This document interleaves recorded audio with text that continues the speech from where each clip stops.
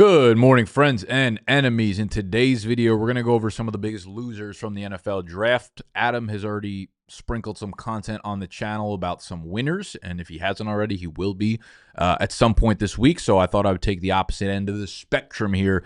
Talk about dudes that walked away from the NFL draft that I'm not feeling confident about going into next year. And we will take it right from the top and start with Mr. Dak Prescott. Now, the Cowboys had the 12th overall pick here. And they took Tyler Booker, so they did shore up the interior of their offensive line, which is important because they lost some guys and retirement happened, etc.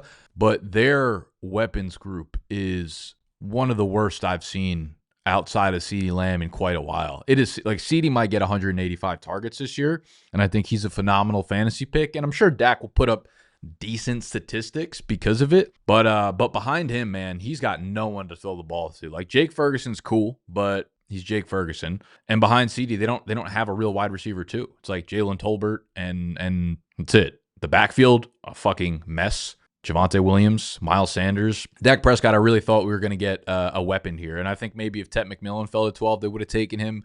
Had a lot of mocks where Matthew Golden was going there, would have been a phenomenal landing spot, secondary piece there. So I don't know what to make of the Cowboys offense. They're playing in a really, really tough division now with Washington and Philly, and the New York Giants front seven is really, really strong now. So I don't know what we're going to see out of this offense outside of CeeDee Lamb getting a record-breaking number of targets. So I think Dak, without having a legitimate weapon joining that wide receiver group, really, really walked away as a loser of the draft, in my humble opinion. The rest of them are kind of obvious, right? They were guys that saw their team draft someone at the position. And we'll start from the top. In the first round, we had the Tampa Bay Buccaneers take Emeka Egbuka, the wide receiver out of Ohio State, which was a little bit of a luxury pick, it felt like, but I like what they're doing here. I think that was a really, really strong move by them. I think in today's NFL, the biggest advantage you could have as a team is having a good passing offense, and they pretty much ensure that they will not miss a beat, regardless of what happens to Mike Evans, regardless of what happens to Chris Godwin.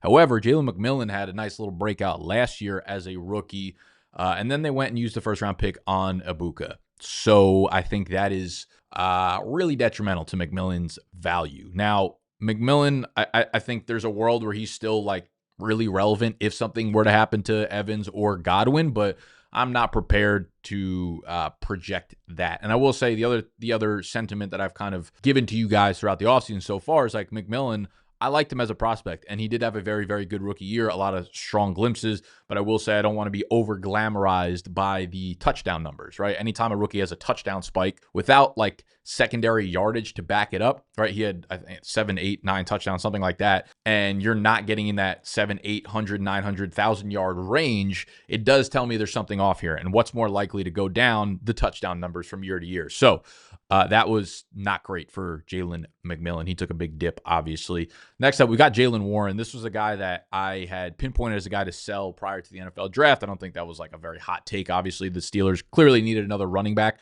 to pair with Jaylen Warren. There's just been, I get it, like on a per-touch basis, he's been incredible up to this point in his NFL career. I just don't think we've seen anything from the Steelers side, from Mike Tomlin, from any of the few OCs that they've had with Warren that has pointed to wanting to give him the workhorse role. They grabbed Caleb Johnson in the third round. I think Caleb Johnson is an extremely, extremely productive, talented early down back that's going to take the majority of those Najee Harris carries in this offense, and good chance that he plays on the goal line here. So if they had escaped the third round, someone else took Caleb Johnson, and then you're looking at them adding like, I don't know, an Ollie Gordon or someone like that in the 5th or 6th round, I would say Jaylen Warren is a winner. But the fact that they added Caleb Johnson, who was a top back in this year's class, for me, on day 2, it's not great for Jaylen Warren. Jaylen Warren's still very much going to be involved. He'll be, the pass catching back. He'll be a change of pace back. He will probably catch a ton of balls, and he'll be plenty involved as the 1B in this offense. But if there was any hope for him having that like Austin Eckler breakout, when like Melvin Gordon held out, I don't think we're going to see that from Jaylen Warren, and he ain't getting any younger here. So Warren was a loser to me, as was Tyrone Tracy, a 5th-round pick last year, went for over 1,100 yards from scrimmage for the Giants, super productive rookie season, did put the ball on the ground a lot. They went out and drafted Cam Scatterbo in the 4th round. I think I love the pick for the Giants. I think Cam Scatterbo offers 3-down talent. Do I think he's going to be the workhorse? Probably not, but I don't know that I would be confident enough in saying that by the end of the year, he is not the workhorse and playing most of the downs here. But I do think it'll be some sort of committee. They still have Devin Singletary in the backfield there. So I think it'll be a three-way split. I think Singletary will be phased out by the end of the year. I think Tyrone Tracy will be a really, really good change of pace back. I think he'll be a really solid passing weapon for them as well. Remember, he was a wide receiver, converted running back in college. And Cam Scatterbo is a really, really good pass catching back as well. So they've got a lot of good weapons there. I'm not really sure how this shakes up in the fantasy world, but the fact that they went out and grabbed the dude who's like a very obvious early down thumper, bigger back, can play on all three downs is a clear indicator of Tracy probably not being looked at as the workhorse here. Next loser, we've got Najee Harris. Now, this is not a surprise. He signed a 1-year, $5 million deal with the Chargers. Incentives could get him up to $9 million. That ain't going to happen now that they took Omar and Hampton with their first-round pick. And I don't think Najee's necessarily dead, but like there's so little excitement for him. There's so little upside that could be had here outside of Hampton getting hurt here. And prior to the draft, Harris, to me, was a top 20 redraft running back, if not even with a little bit more juice than that, because I think realistically they signed him to be the workhorse. No Dobbins, no Gus Edwards. They're both out of LA. You're looking at a really good situation, a good ground game, all of that, and now that kind of just transfers over to Hampton. It might take a minute for Hampton to be like the clear workhorse here, but I think by the end of the year, probably halfway through the year, we're looking at Hampton taking 65 to 70% of the touches in that backfield and being like the fantasy league winner that a first-round running back can be. So Najee obviously takes a dip relative to where he was in redraft rankings before then. Moving to the New England backfield, we have rhamondre Stevenson. I'm not surprised New England went with a running back this early. You do have a new scheme. You do have a new set of offensive coaches. You got new everything there, and they're clearly trying to add this really explosive piece to the backfield, and they did that with TraVeon Henderson, early second-round pick. Now you have Rhamondre, you got Antonio Gibson, you got TraVeon Henderson. I don't know how this shakes out. I think TraVeon Henderson is good enough to be the three-down back. Henderson is phenomenal as a pass blocker, which I think will keep him on the field a lot, which means he'll probably be a pretty heavy receiving back as well. And I don't really know where Rhamondre fits in. Rhamondre is bigger than TraVeon Henderson, so maybe he could take some early down work. Ultimately, though, despite the contract he got last year, again, from the old regime, your team goes out and drafts an early second-round running back, you're going to be a loser in a video like this. So Rhamondre drops tremendously in the rankings, and TraVeon Henderson for me is worthy of the 105, 106, 107 in your rookie drafts, because I think this is a really exciting on the up and coming backfield to be a part of. Next up, we got Dontayvion Wicks-ish. I don't really know what to make of the wide receiver group because they're all just like versatile players. Jayden Reed, I think, is okay. I think he's fine because he's pretty much a slot receiver for the Packers, though I think he's better than that. Christian Watson tore his ACL at the very end of the year, so he probably took his last down with the Green Bay Packers. You have Romeo Doubs and you have Dontayvion Wicks.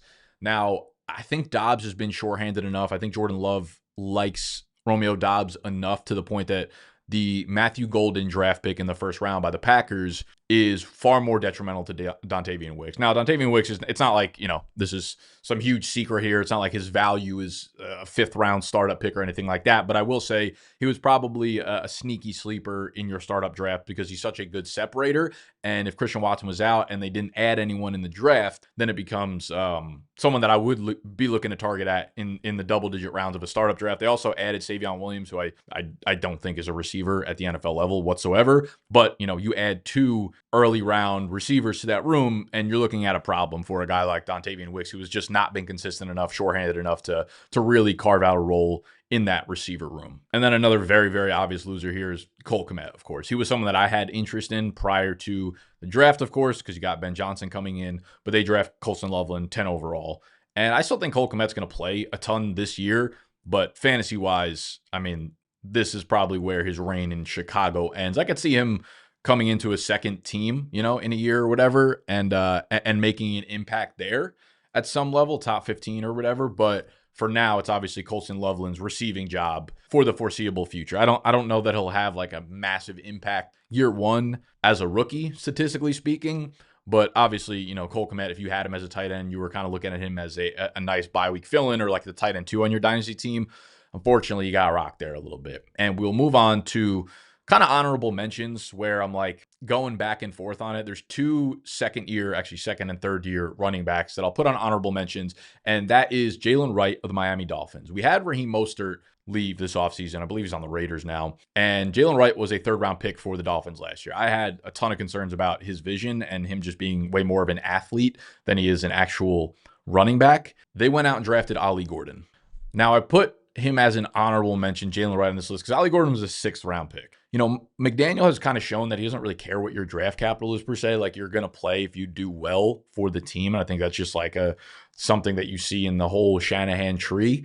But 6th round it's pretty down there. But I do think Ollie Gordon's skill set complements Devon Achane's way more than Jaylen Wright's does. Jaylen Wright is just kind of like a bad version of Devon Achane, where really what he brings is pure explosiveness and speed. And I think that fits in Miami's offense. But I also think there's an element of like, they probably looked at last year and said, we can't just win through explosiveness. We can't just win through speed. We do need to have this other element where we can hand it to a 225-pound running back and hurt the defense, right? Like hurt the defensive lineman, put a fucking helmet into the chest of a linebacker. And I think that's where Ollie Gordon kind of fits into that offense. So I liked Ollie Gordon. I don't think he's anything special at the running back position, but I do think he can absolutely carve out an early down change of pace role for Miami. So I do think that might be a little bit telling to how they feel about Jaylen Wright. Although I don't want to go like too deep into that thought process because they lost Raheem Mostert, so they just needed someone on the depth chart, obviously, and it was a 6th-round pick. So it wasn't like they use a 3rd or 4th-round pick on this guy, and that automatically means he's above Jaylen Wright.